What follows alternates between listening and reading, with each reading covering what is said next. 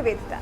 भारत का चीन और पाकिस्तान से जिस तरह का गतिरोध चल रहा है, उससे तो लगता है जैसे ये गतिरोध युद्ध के बाद ही खत्म होगा। लेकिन युद्ध का मतलब है सिर्फ 3 देश नहीं, बल्कि तीनों देशों के साथ साथ और भी कई देश इसकी चपेट में आएंगे। लेकिन जिस दिन भारत की अखंडता को नुकसान होता हुआ दिखाई देगा, भारत उसी दिन आव नताब देखते हुए दुश्मनों को उनकी ही भाषा में माकूल जवाब देगा।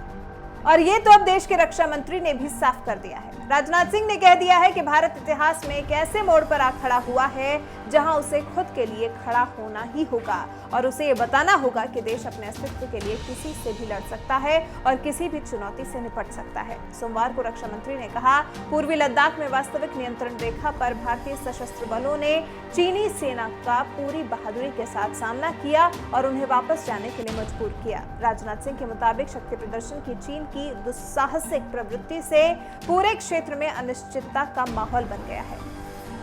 फिक्की की एनुअल जनरल मीटिंग को संबोधित करते हुए सिंह कहते हैं, हिमालय की हमारी सीमाओं पर बिना किसी उकसावे के आक्रामकता दिखाती है कि दुनिया कैसे बदल रही है, मौजूदा समझौतों को कैसे चुनौती दी जा रही है। रक्षा मंत्री कहते हैं कि हमारे हिमालयी क्षेत्र में अकारण आक्रामकता से पता चलता है कि दुनिया किस तरह बदल रही है, किस तरह समझौते तार-तार हो रहे हैं, किस तरह न सिर्फ हिमालय बल्कि पूरे हिंद प्रशांत क्षेत्र में शक्ति का प्रदर्शन किया जा रहा है और ऐसी पृष्ठभूमि में क्षेत्रीय का भविष्य कितना अनिश्चित हो गया है।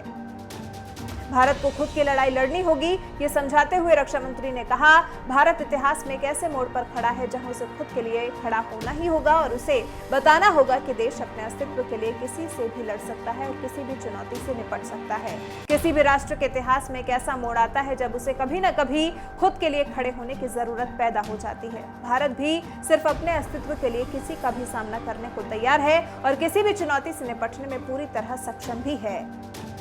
अपनी सेना की ताकत का बखान करते हुए राजनाथ सिंह कहते हैं, भारत की सेना ज्यादा ताकतवर है या चीन की, ये बहस का विषय है, लेकिन सॉफ्ट पावर में भारत स्पष्ट रूप से चीन से बहुत आगे है। जब भी LAC के हालात की बात होती है तो सबसे ज्यादा भारत और चीन की सैन्य शक्ति की तुलना की जाती है। साथ ही रक्षा मंत्री ने एक